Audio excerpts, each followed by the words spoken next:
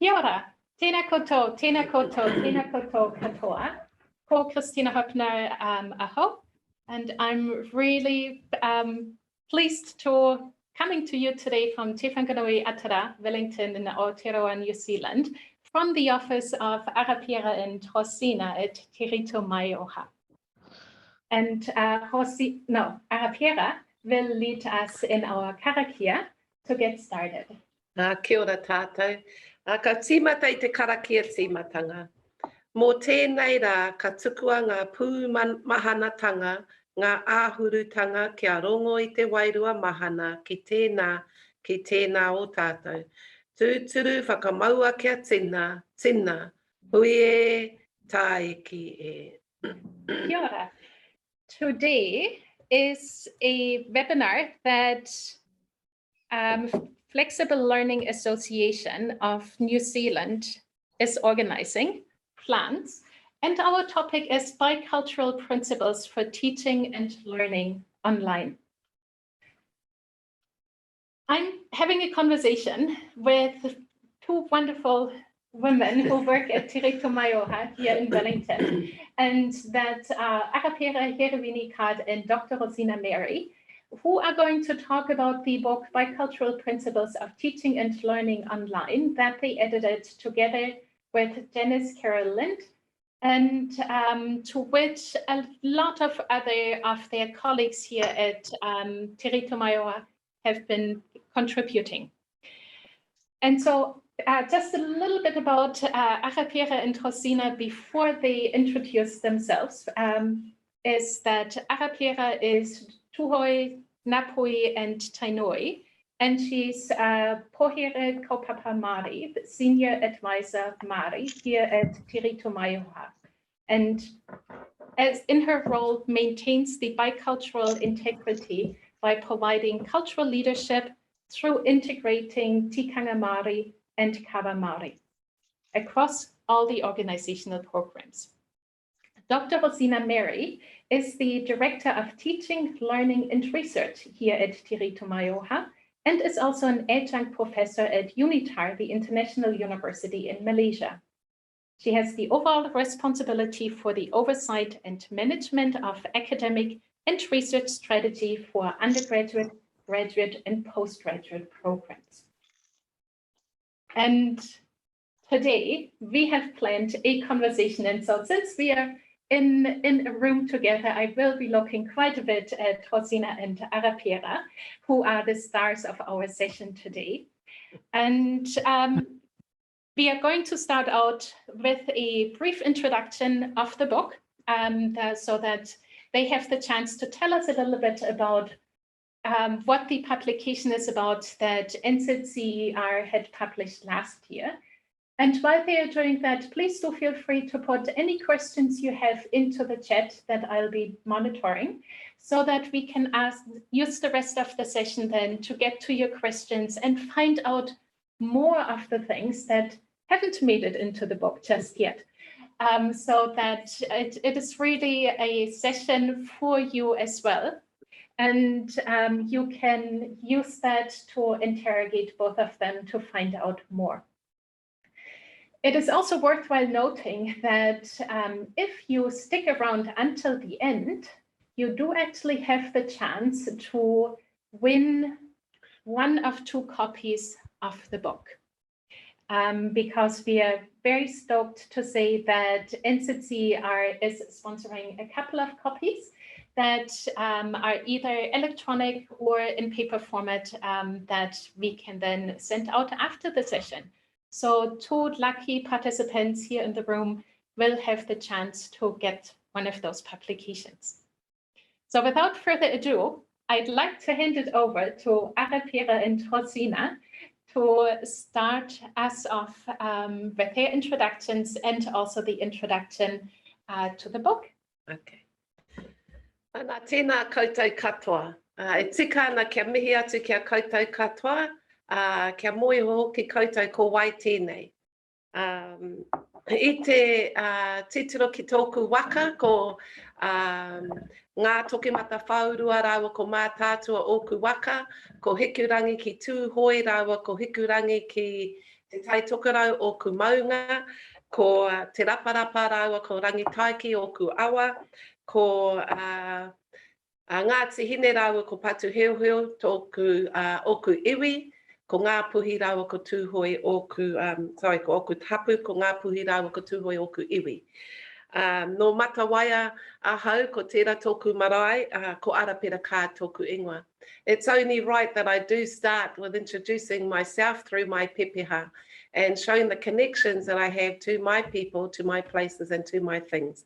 So my introduction was to acknowledge my ancestral waka that travelled the Pacific Ocean to here to Aotearoa, New Zealand. So from my dad, Ngā Toki Mata Whaurua, from my mum was Mā Tātua. Then coming along, we acknowledge also our ancestral mountains.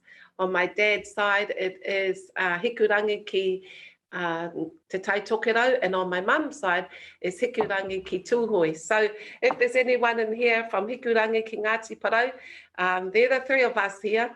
Then on acknowledging at the bottom of our, at the feet of our maunga, we have our awa.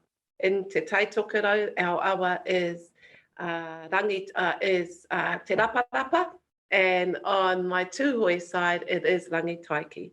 Coming back now to my hapu and my iwi, my tribes and my sub-tribes, it is, my sub-tribe is Ngāti Hine and Patuhiuhiu, and my iwi are Ngā Puhi and Tūhoi.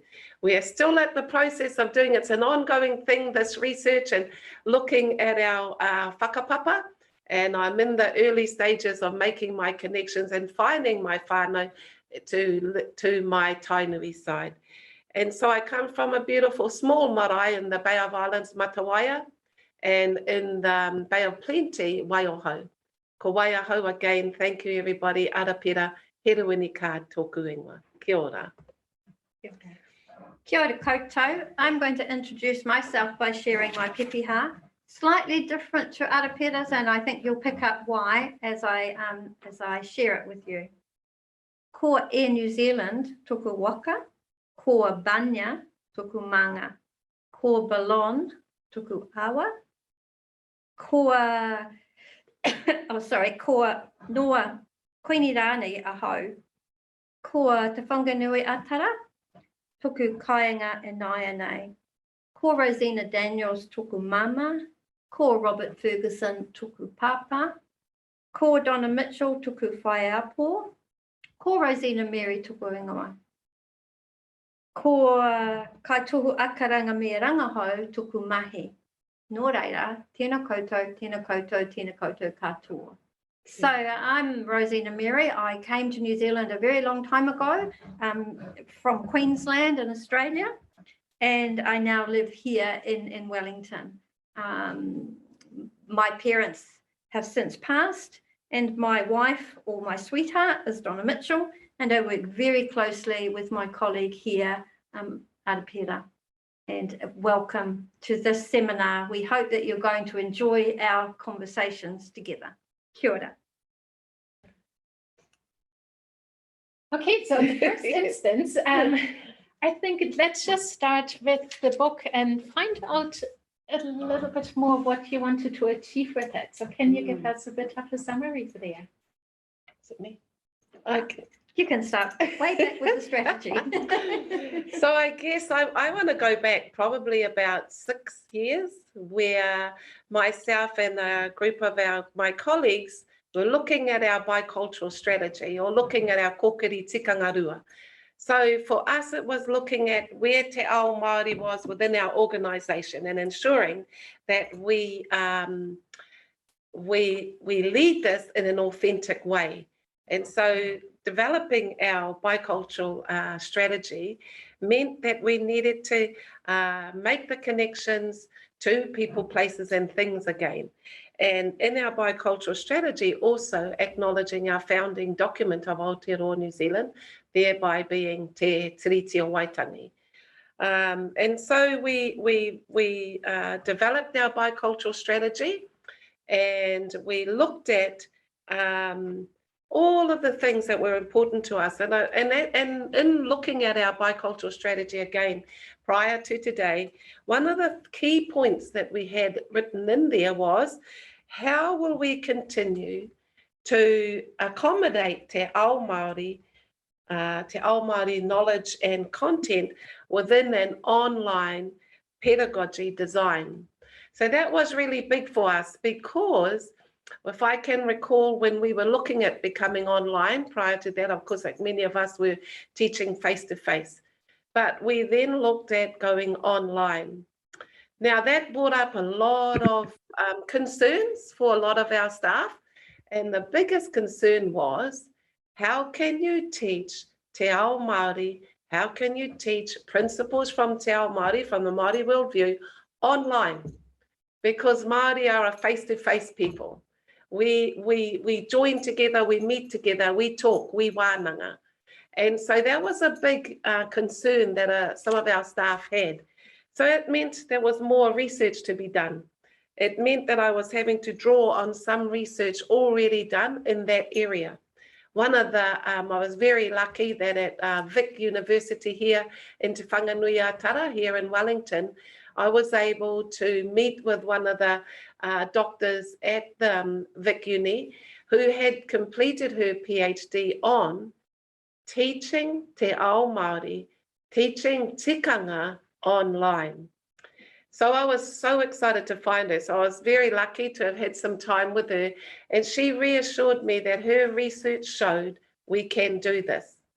So it made me feel good, because now I had to go back to my colleagues who were like, not sure about this, don't know how this is going to work.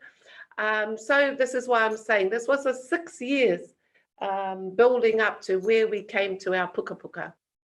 So it was good for us to have done that, and to be able to come to now 2019, well, 3 years ago, Yeah. when we decided that, you know, let's have a look at this document. And Rosina will actually give you a little bit of information on the beginnings of looking at our bicultural principles of teaching online. Yeah. So drawing on all of the mahi that Arapira and other people had done previously, I decided by myself, first off, let's develop some principles that will work here for teaching and learning online. And I created some. So think back to my introduction. I'm from Australia. I created some, and I met with Arapira, and we looked at them, and Arapira looked at them, and we threw them all up in the air. And we came back down to actually landing on, we actually really need to develop bicultural principles, principles that are deeper than social presence and engagement and those sorts of things. And so we spent a lot of time together developing the principles, and we implemented them in 2019. And when Arapira and I were touching base about this morning, it wasn't that hard, because a lot of the principles were developed on what we already did in our practice. So the first iteration, we developed, Arapira, you did lots of consultation with your poako and getting good feedback. And then we shared them with staff. And from 2019 until 2022, they were the document, and they are still there on our intranet as the principles that our staff engage with when teaching online. But when we got to like 2022, we thought maybe we should go back and expand on these now. We should talk to staff that have used them and get their view on what that's like. And that was the beginning of the development of then our puka puka, that each of those principles, if any of you have had a chance to look at it, will see have been expanded with much more depth. So that's kind of how it came to be. Stepping back from that, prior to 2019, we had a document that was called Guidelines for Teaching Online, but they were very prescriptive. They were not socio-cultural. They were more about, you have to do it like this, and you do it this, and this is when you do it and how you do it. So we wanted to move from a kind of deficit approach to a socio-cultural, bicultural approach. And this is where we landed. I think also one of the big things for us was that Te Rito Maioha, where you can see in the back of our background there, this is who we are, and we're a bicultural organisation. So it was only fitting that we looked at that earlier document and thought, let's be real, let's be in an authentic way, look at what these bicultural principles of teaching and learning online really should be. So this, I guess, is right at the very beginning of where this all started. How did you come to have the principles published by NZCER?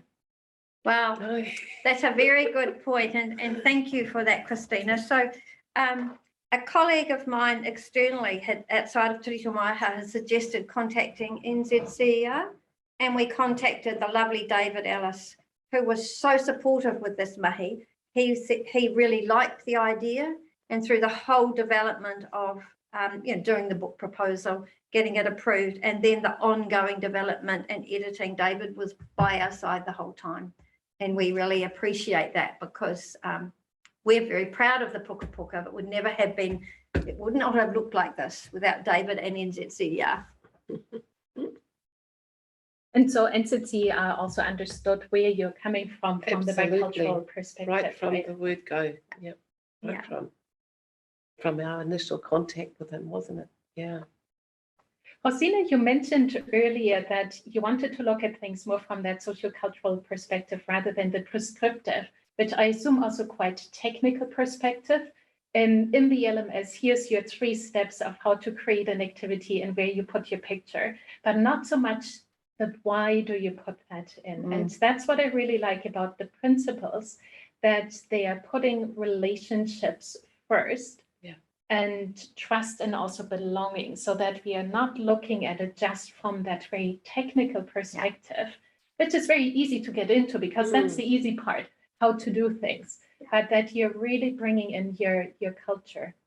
And I guess we are privileged also here at Te Rito Maiaha that our LMS, our learning management system, reflects our bicultural kaupapa. So already the environment that students engage with has very much got a bicultural kaupapa. So then when we were trying to think about what this looks like then for lecturers who are going to be working with tauira in those spaces, it was very clear that it needed to be relational.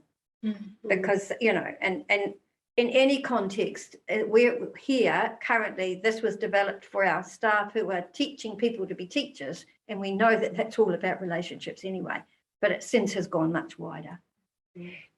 Can you give us an example of how that manifests itself in the learning management system, the bicultural aspect, just to give a little bit of a teaser before we go into more detail? Do you want to do that? Or do you want me? So if we're having a look at the bicultural aspect and how does it played out? Yeah. Okay. So I think it excites me when we talk about bicultural kaupapa. And what I found is that we're very lucky within Te Rito Maiaha. This is not a plug for Te Rito Maiaha, but just can't help it. Because all of our staff are committed to our bicultural stance. This is our commitment within education, that we stay strong to being bicultural. So being bicultural means we need to learn and understand the culture, language of Aotearoa New Zealand. So when we have a look at the principles, while Rosina and I were working on it, but at the very early stages, we looked at each one of them and thought that each time we looked at, we thought that we would align a principle to a whakatauki, or to one of our well-known whakatauki or our proverbs. And we felt that over some time, so it wasn't just a case of feeling like, oh yeah, that'll fit. We really had to give it some thought and think, okay, this works for us. Now let's have a look at so we didn't translate the principles from English into Māori. It wasn't a translation. It's more of feeling of what is it that we're actually wanting to show in this particular principle. If we're looking at, if I could use one of the examples, which just happens, it's my chapter, culture responsive and relational pedagogy. When I look at that principle, immediately I'm thinking of my whakapapa. Immediately I'm thinking about who I am, thinking about my language, my culture, my identity, but not only mine, about our students as well, about our tauira. How do I ensure that the space that they're coming into is going to keep them whole, so that I would understand and know the treasures that they bring as well. I don't have all the answers, but if I were to treat it this way, then I'm true to my kaupapa, true to my belief that my whakapapa and everyone else's whakapapa needs to be valued, because on that understanding, everyone comes with their funds of knowledge. And to be able to provide a teaching and learning online space such as that was really key and important to us as we look through it. One of the and I have to share, of course, the whakatauki or the proverb used in that chapter, because kia eke iho rā I ngā tūpuna ka tahi ka tika. So basically that is saying, if it came from our ancestors, then it is right. And so creating and writing this chapter was about looking at what I came with. And when I speak about me, it's about everyone. It's about all cultures. So it is something for me from a bicultural aspect. It is looking at the deeper meaning of te reo Māori, the deeper understanding of what this means. Sorry, So I was just going to say, and now I'm going to be the more technical person. So if I was a tauira and I was logging into the LMS, my course outline will reflect our biculturalism, the kaupapa, the terminology. The environment itself is not... I can't say that. It's bicultural, and so you will get the sense and the feel of who you are. There are places and spaces inside the LMS for tauira to be able to develop that sense of knowledge of who they are, etc. So the structure of the LMS also complements what Arapera has just described. That's really important. So they do go together. Does that make sense? That does make sense. Yeah. Thank you. We, of course, here in New Zealand talking about the bicultural context is mainly Māori and Pākehā. Is your book then just for New Zealand, for Aotearoa, or can that also be applied in other contexts, say the Australian, or if you're looking at our friends that are from overseas here on the call, say in Canada, for example? I believe, and we both have spoken about this in great depth, and that it is like we've written this from a kaupapa Māori perspective. We've come in it with our Māori worldview. We believe that it's possible in your culture and every other culture to be able to take a look at it and to be able to add your values, your beliefs, your culture into each one of these principles. When we look at the principles, we see them as intrinsically linked, or they've got, I don't even know if that's the right term, but they belong together. They're not 11 different principles. They are principles that come with their deeper understanding of what we're talking about. Each one of these principles. If I can just give you a quick example, a word, and many of us in Aotearoa know these words, whanaungatanga. You'll see one of our principles is around whanaungatanga, manaakitanga, and what was the other one? Oh, whakapapa. So those are words and terms that many of us will know here in Aotearoa. However, we look at those words and we think, oh yeah, manaakitanga means to take care of someone. Oh yeah, whanaungatanga is about developing relationships. And oh, whakapapa, that's about genealogy. But we looked deep into those words. We looked at the deeper meaning of each one of those titles, and are really, really happy in our linking to each one of those, to those three particular principles that you might have all looked at anyway.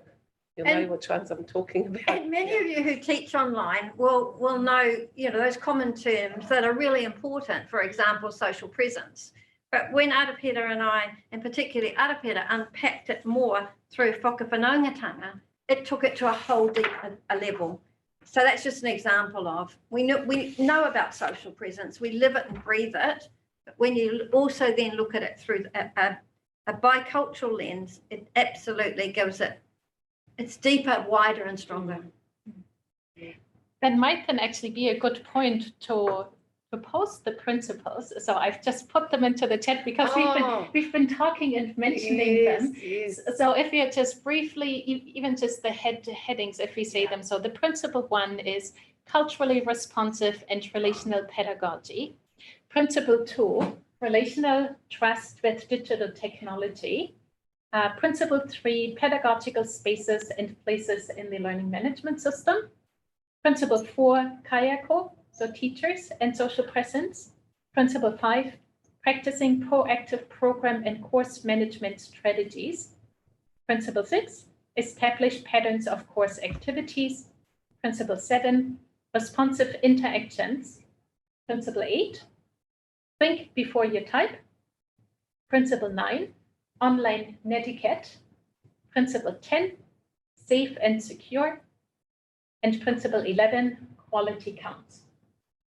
So if you take a look at these 11 principles, they are probably quite familiar to many of you because those of you teaching and learning online already will have encountered them.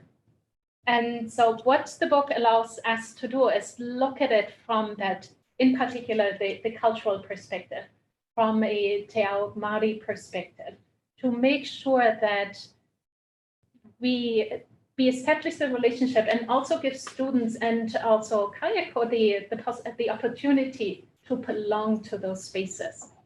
And so Arapira and Rosina, what you've ensured in the principles is that, which I find really nice, that you're always making those connections. You can read the principles on their own, but you still get the connections to other principles, so that you always see the relationship coming through, the trust that need to be between Taurira and also kayako, and also that you belong in there.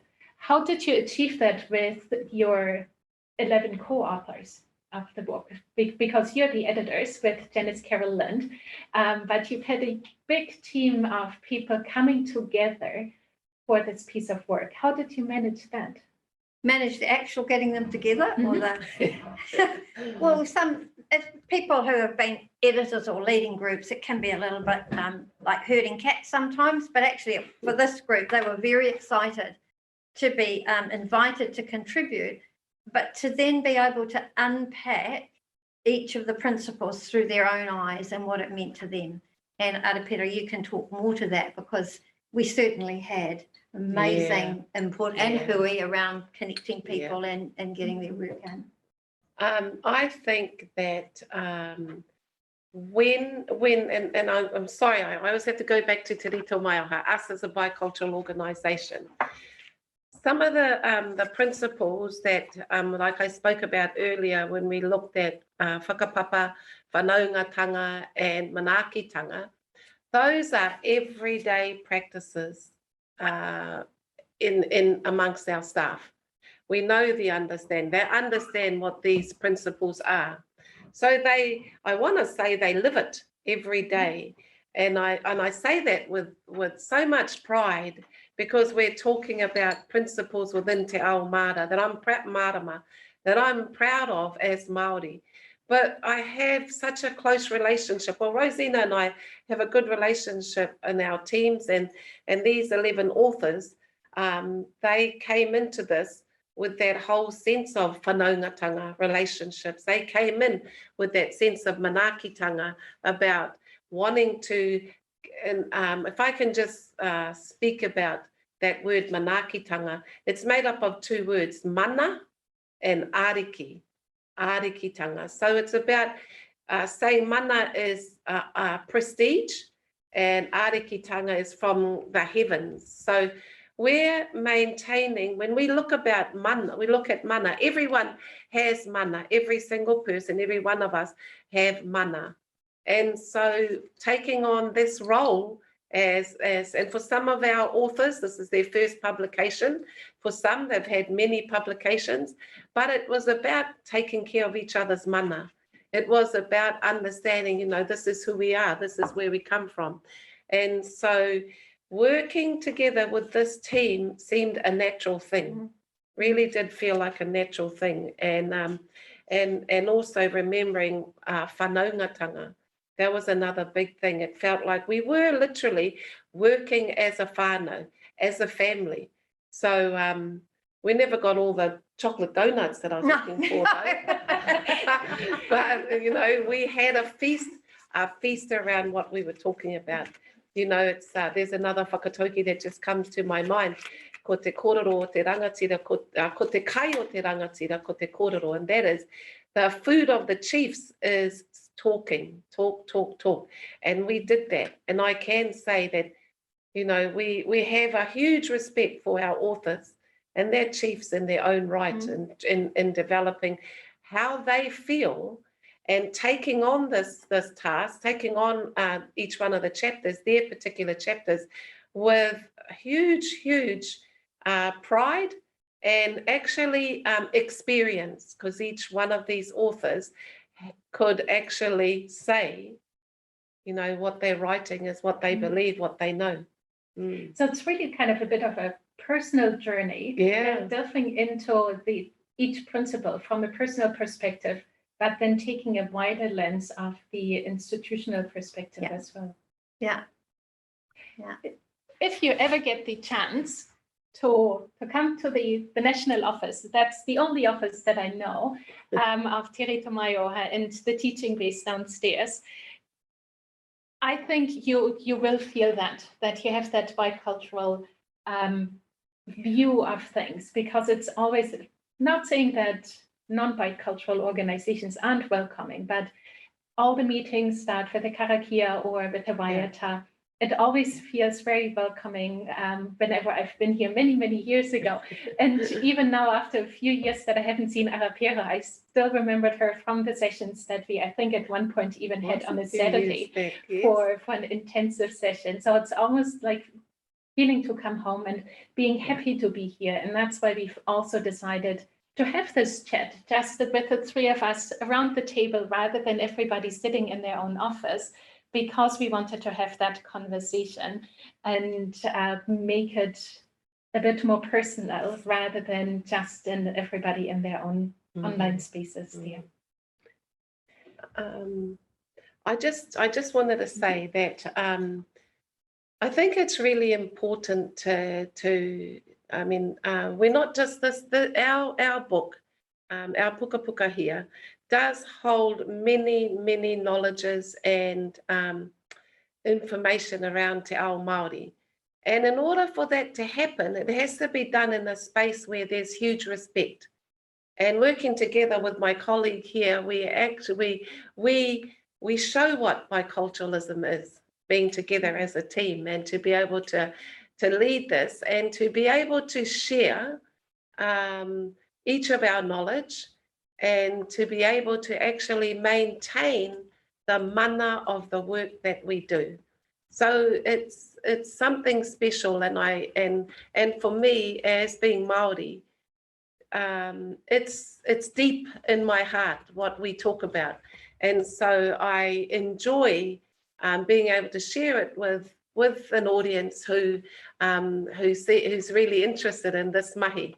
It makes it all worthwhile. Like I said, if our tupuna, if our ancestors said it, then it's right. And so when we sit here, we're not sitting on our own. We're sitting with our knowledge that our ancestors have handed down to us.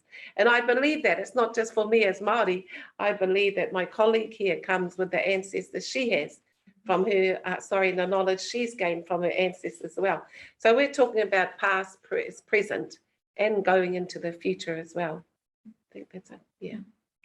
Arapera and Rosina, what have you actually learned yourselves while researching the principles, discussing them, and then establishing these practices? Because yes, the book only came out last year, but the journey with the book started in 2019, and you had already started working on the principles before then and kind of iterating over them.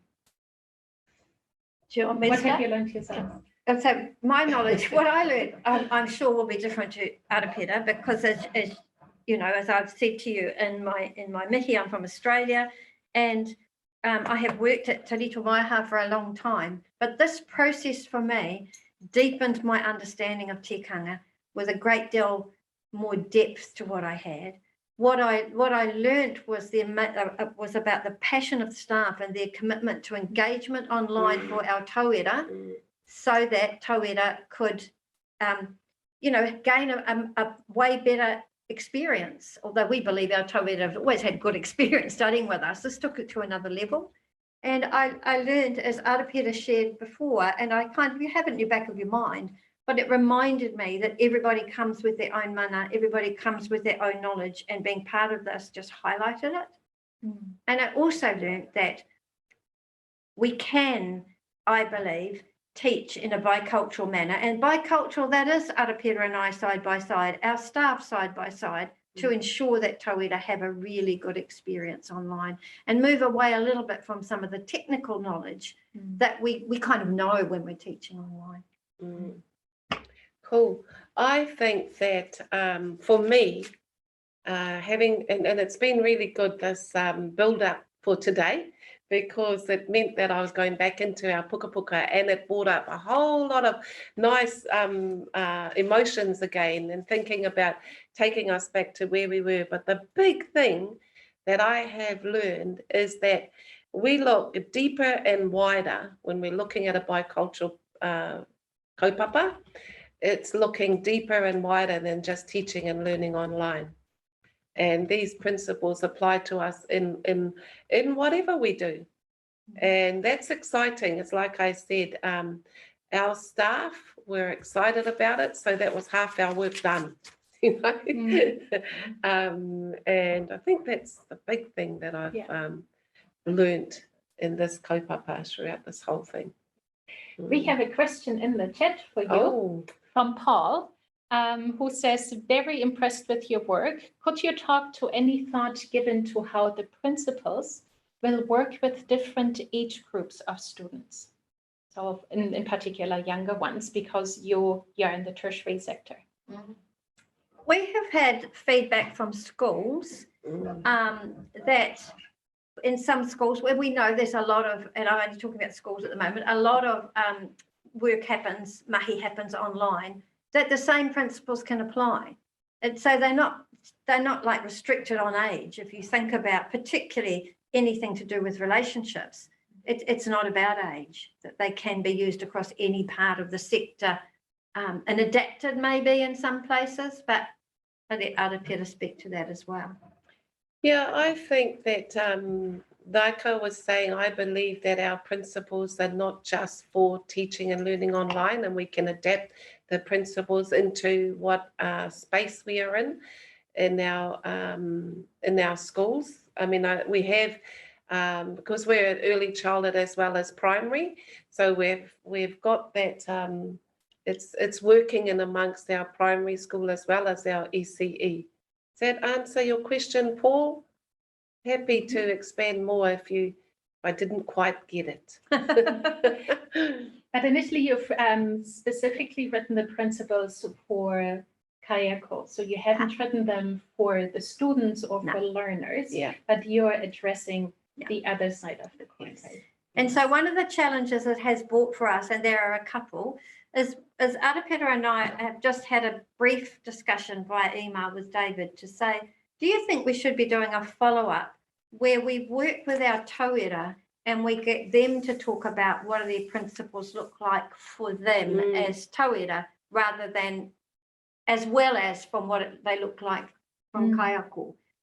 But this was definitely developed for our staff as teaching online, but it has opened that up for us. And another thing that it's also challenged Arapira and I, and luckily Arapira took up the challenge, is if we're going to teach using bicultural principles online, we needed to think about our assessment. And Arapira is deep in working on a new assessment framework for us that is a bicultural assessment framework. So, you know, you can start something and it can go to many places. So clearly where we aim this one, do we need to think about the other, getting another view now? Because that is then, we can't just look at one part of the Yeah. relationship without Without the also having Yeah, the other that's view. right. Yeah. We have more questions in the chat. The first one from Francis, Kia ora koutou. Does the book discuss reo Māori that you can use when marking online assignments to acknowledge a student, their tupuna and whānau, when they are discussing their own experiences and family background? Cool. Hi, Tina Pātai. That's a good question.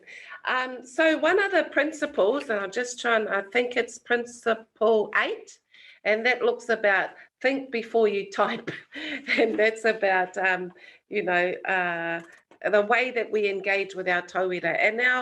And our author for that chapter is one of our pauako in Te Papaioia in Palmerston North. And she looks at the importance of formal language. And she looks at, ko te reo o te pai. And then we do encourage our tauira because we have a pauako in every one of our 11 offices across the country, that we do encourage them to engage, when they've written their assignments and their marked assignments, a large amount of our pauako respond in te reo. There's that te reo engagement in marking those assignments. And so we do, it's what we've done with all of our tauira is to write their assignments in te reo, especially the second and the third assignment in te reo, and then we can, respond back in te reo. Sorry, would it be fair to say that because these are principles, there is no kind of prescription with the how to, because then that would be too difficult depending on what area you're from, etc. But that chapter might help with that, but it isn't this is how to do it kind of. It's still up to you how to interpret it in your own context. That's right. Yeah. We have a question from Amy. Kia ora, Arapera and Rosina. Thank you for your presentation today. Could you please expand on one of the principles? And the principle is response interactions. Is that about responsiveness of kayako in the online space or interactivity in the online environment? She doesn't yet have the book. So maybe which you'll principle get a is chance that? to- Yeah. That is response interactions, which is principle 7 by Susanna Smith. Oh, responsive interactions. So in one of in this puka, responsive is spelled incorrectly. It says response, but actually it's in the next version it's corrected to responsive interactions. So I don't know if that helps for a start, because when we were doing a final edit the other day and I was looking at it, I was like, we've checked it 1,000 times and there is no such thing as response interactions. They are responsive. So I'm not quite sure what it is that you actually, I'll just find it in here. So is it about the responsiveness of kayako in the online space or interactivity in the online environment? It's first of all, it's in the online teaching space. Yeah. And that whole, we can be responsive and I can reply to you within 24 hours with a very boring reply, or I can be responsive and think about how I do that in a way that's engaging. So it is about the online teaching, not necessarily within the environment, but of course we would expect the same thing would be happening inside that LMS. Does that answer your question? And please do also feel free to grab the microphone if you like.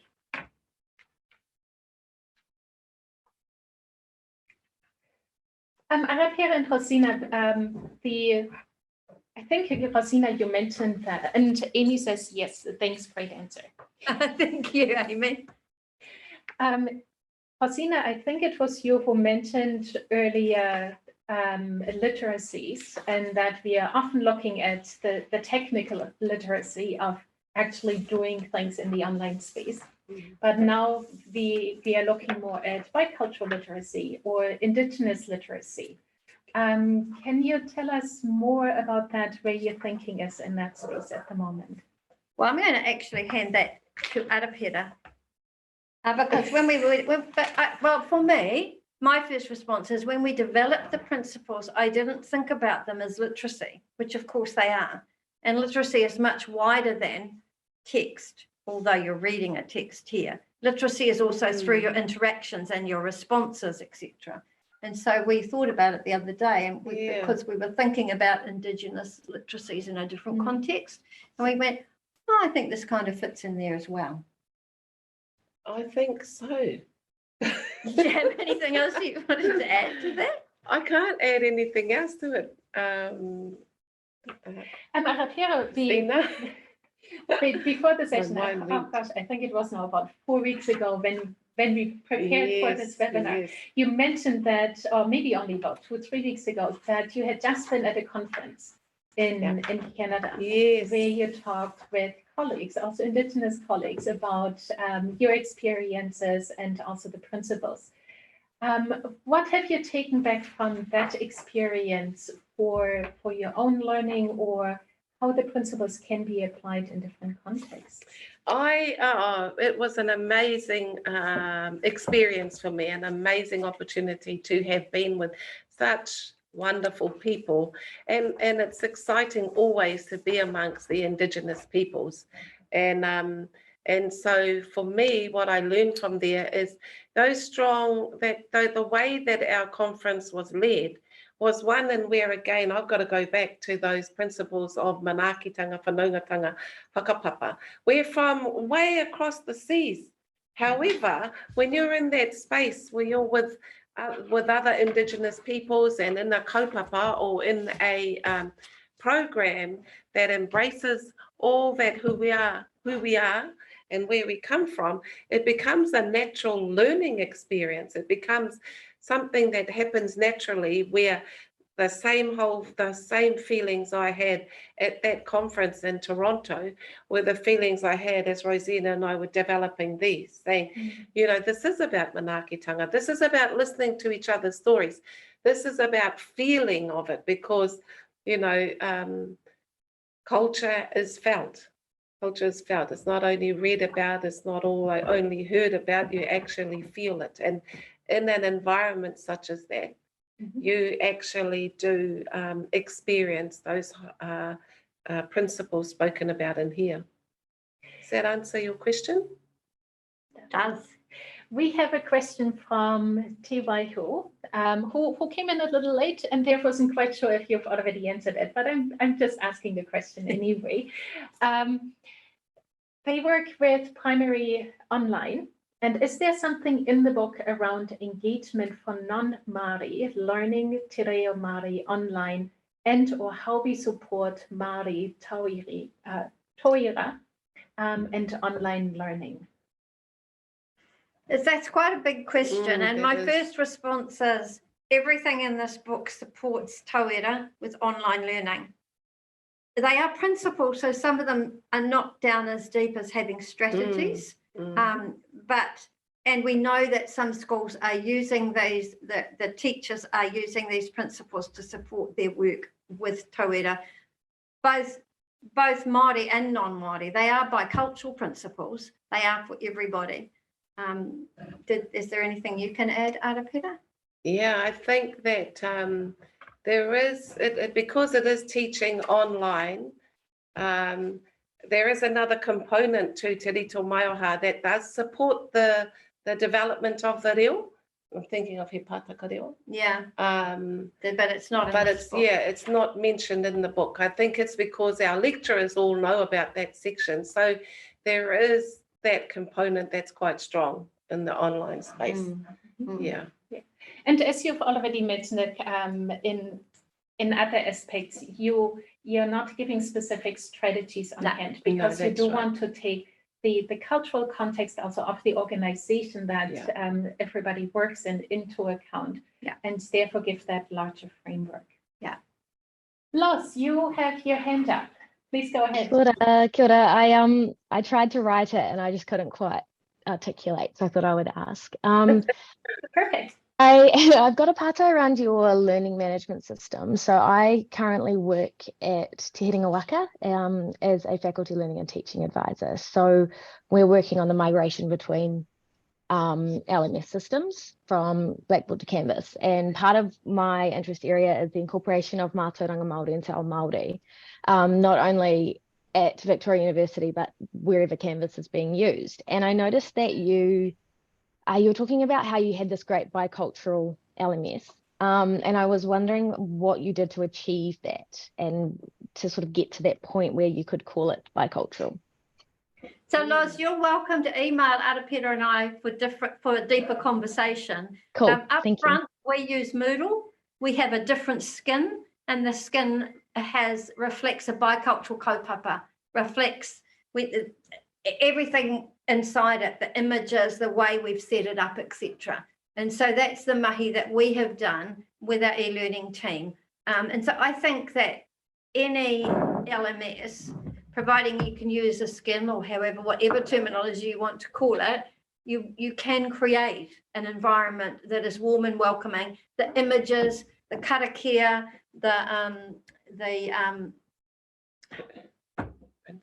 no, not the principles, my brain's gone now. The whakatokis that are in there clearly show that you are in a bicultural space. And happy to have a chat offline about that if you want any further information. But we've learned as we've gone along, and we're still learning, but there's lots of opportunity to do that within any. We're 60 years old now. Not talking about. I wish I was just saying. So it has been a journey.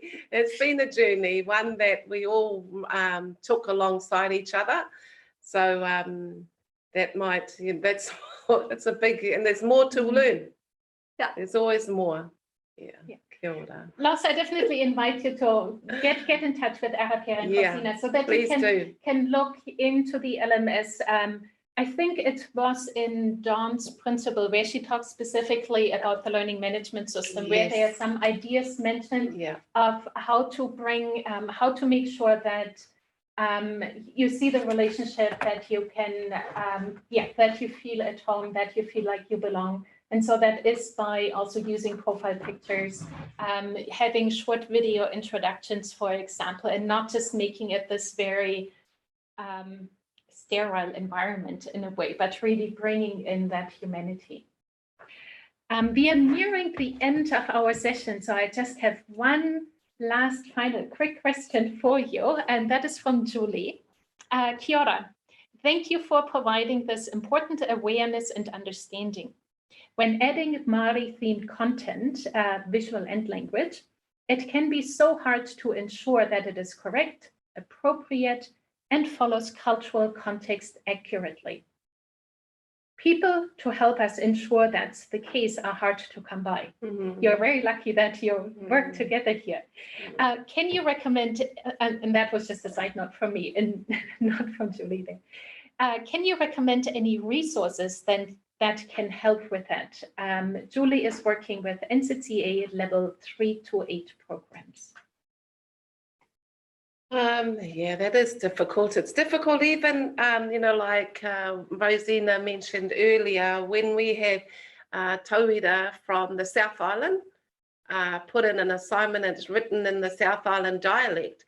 We have to make sure that we respond to this tauira with our comments to that assignment in her dialect. That's the right thing to do.